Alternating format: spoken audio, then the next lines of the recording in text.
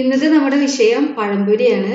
അപ്പോൾ അതിന് വേണ്ടിയിട്ട് ഞാനിവിടെ ഒരു നേന്ത്രപ്പഴം കട്ട് ചെയ്ത് വെച്ചിട്ടുണ്ട്. നേന്ത്രപ്പഴം കട്ട് ചെയ്തപ്പോൾ അതിൻ്റെ രണ്ട് സൈഡിൽ നിന്നും കുറേശ്ശെ ഞാൻ മുറിച്ച് കളഞ്ഞിട്ട് സെൻറ്ററിൻ്റെ ആ വലിയൊരു പോർഷനാണ് എടുത്തിരിക്കുന്നത്. അത് ചെറുതായിട്ട് നീളത്തിൽ അരിഞ്ഞു വെച്ചിരിക്കുന്നതാണ് ഇത് നിങ്ങൾക്ക് എത്രത്തോളം കനം കുറച്ച് അരിയാൻ പറ്റുന്നോ അത്രത്തോളം കനം കുറച്ച് അരിയുക. അപ്പോഴാണ് നമുക്ക് പഴംപൊരിക്ക് ഒരു ടേസ്റ്റ് ഉണ്ടാവുള്ളൂ. ഇച്ചിരി കനം കൂടിയെന്ന് വെച്ച് കുഴപ്പമൊന്നുമില്ല. ഒരുപാട് കനം കുറച്ച് കഴിഞ്ഞാൽ നമ്മൾ മാവിൽ മുക്കി ഇടുമ്പോൾ അത് പൊട്ടിപ്പോകും. ഒരു മീഡിയം കനത്തിൽ അരിഞ്ഞു വെക്കാം. അങ്ങനെ ഒരു പഴം ഞാൻ എടുത്തിട്ടുള്ളൂ, അത് അരിഞ്ഞു വെച്ചിരിക്കുന്നതാണ് ഇത്. ഇനി ഇതിന്റെ ബാറ്റർ എങ്ങനെ ചെയ്യാമെന്ന് നമുക്ക് നോക്കാം. ബാറ്റർ ഉണ്ടാക്കാനായിട്ട് ഞാനൊരു കണ്ടെയ്നർ എടുത്തിട്ടുണ്ട്. കണ്ടെയ്നർ എന്തിനാ എടുക്കണേന്ന് ഞാൻ മുളക് ബജി ഉണ്ടാക്കിയ സമയത്ത് പറഞ്ഞല്ലോ. ഇതിപ്പോൾ പഴം കറക്റ്റ് ആയിട്ട് ഇതിനകത്ത് മുങ്ങി കിടക്കും. അതിന് വേണ്ടിയിട്ടാണ് ഞാനൊരു കണ്ടെയ്നർ എടുത്തിരിക്കുന്നത്. ഇനി ഇതിലേക്ക് നമുക്ക് മൈദയാണ് നമ്മൾ ചേർക്കേണ്ടത്. ഇവിടെ ഞാൻ 1 ഗ്ലാസ് മൈദയാണ് ചേർക്കുന്നത്. നിങ്ങളുടെ പഴത്തിന് എണ്ണത്തിനനുസരിച്ച് മൈദയിൽ വ്യത്യാസപ്പെടും കേട്ടോ. ഞാനിവിടെ 1 കപ്പ് ചേർത്തിട്ടുണ്ട്. ഇത് തന്നെ ധാരാളമാണ് എനിക്ക്. പിന്നെ അതിലേക്ക് നമുക്ക് 1 സ്പൂൺ അരിപ്പൊടി ചേർത്തിട്ടുണ്ട്.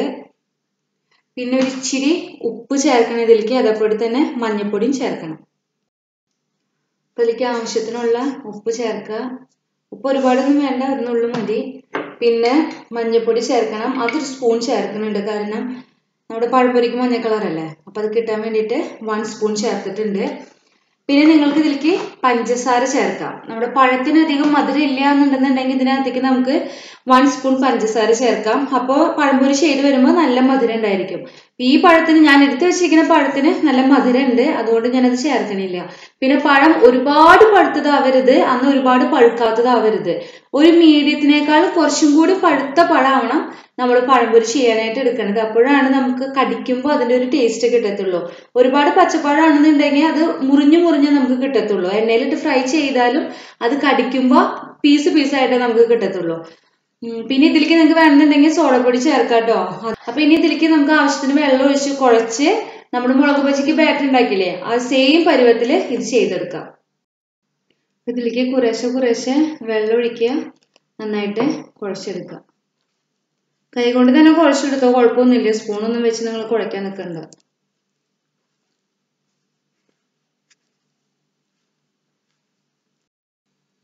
ഇതിന്റെ മാവ് ഞാനിവിടെ റെഡിയാക്കിയിട്ടുണ്ട്. ഈ ഒരു കൺസിസ്റ്റൻസിയാണ് നമുക്ക് വേണ്ടത്, കാരണം ഇതിൽ മുക്കുമ്പോൾ നമ്മുടെ പഴത്തിനകത്ത് മാവ് നന്നായിട്ട് പിടിക്കണം. ഇതിനായിട്ട് ഞാനിവിടെ ഒരു പാനിൽ എണ്ണ ചൂടാക്കിയിട്ടുണ്ട്.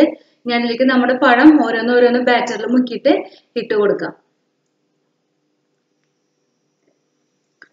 ബാറ്റർ എടുക്കുക, അതിനകത്തേക്ക് പഴം നന്നായിട്ട് ഡിപ്പ് ചെയ്യുക. അങ്ങനെ തന്നെ കോരി എണ്ണയിലേക്ക് ഇട്ട് കൊടുക്കുക. ഇങ്ങനെ തന്നെ നമ്മൾ എടുത്തു വെച്ചിരിക്കുന്ന എല്ലാ പഴങ്ങളും ചെയ്ത് കൊടുക്കണം കേട്ടോ.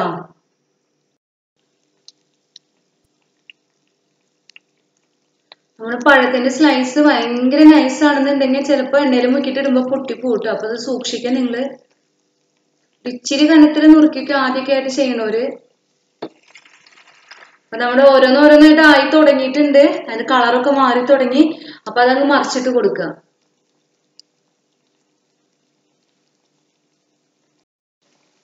ഇതിപ്പോ ഓരോന്നായിട്ട് ആയിട്ടുണ്ട്. 2 സൈഡും തിരിച്ചും മറിച്ചിട്ട് വേവിച്ചെടുക്കുക.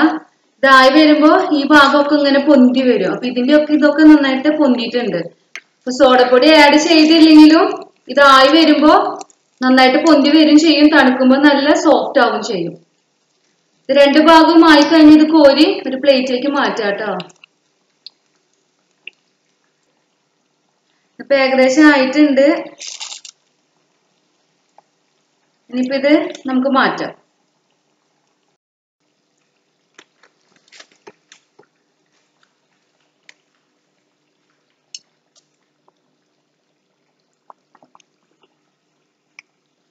ഇങ്ങനെ എടുക്കുമ്പോൾ സൂക്ഷിക്കട്ടെ. നിങ്ങൾ ഇങ്ങനെ എടുക്കണമെന്നില്ല. ഞാനിപ്പോ ഇങ്ങനെ എടുത്തെടുത്ത് ശീലമായ കാരണമാണ് ഞാൻ ഇങ്ങനെ എടുക്കുന്നത്.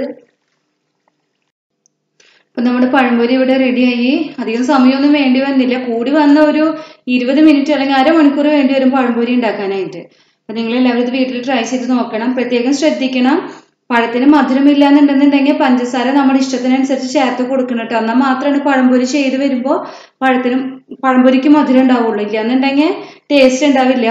ഈ പഴം കടിച്ചു നോക്കിയപ്പോൾ നല്ല മധുരമുള്ള കാരണമാണ് ഞാൻ പഞ്ചസാര ആഡ് ചെയ്യേണ്ടിയിരുന്നത്. പിന്നെ നിങ്ങൾക്ക് വേണമെന്നുണ്ടെങ്കിൽ സോഡപ്പൊടി ആഡ് ചെയ്യാം. അതൊരു പിഞ്ച്, ഒരു നുള്ളി, നമ്മൾ ഉപ്പൊക്കെ ഇടണോണ്ട് മാത്രം ആഡ് ചെയ്ത് കൊടുത്താൽ മതി. ഈ പഴം തണുത്ത് വരുമ്പോൾ നല്ല സോഫ്റ്റ് ആയിരിക്കും. ഇത്രയും സോഫ്റ്റ് ആയിരിക്കും. നമ്മള് പഴത്തിന്റെ എത്രത്തോളം തിന്നിലാണ് നമ്മളത് കട്ട് ചെയ്യണേ അത്രത്തോളം സോഫ്റ്റ് ആയിരിക്കും പഴംപൊരി ചെയ്ത് തണുത്ത് വരുമ്പോൾ. ഇത് കഴിക്കാനും നല്ല രസമാണ്. അപ്പൊ നിങ്ങൾ എല്ലാവരും ഇത് വീട്ടിൽ ട്രൈ ചെയ്ത് നോക്കണം. നിങ്ങൾക്ക് വീഡിയോ ഇഷ്ടമായിരുന്നെങ്കിൽ ലൈക്ക് ചെയ്യുക, ഷെയർ ചെയ്യുക, അതേമാതിരി തന്നെ സബ്സ്ക്രൈബ് ചെയ്യുക. അപ്പൊ അടുത്ത വീഡിയോയിൽ പുതിയൊരു റെസിപ്പീസ് ആയിട്ട് നമുക്ക് കാണാം. അതുവരേക്കും എല്ലാവർക്കും നന്ദി, നമസ്കാരം.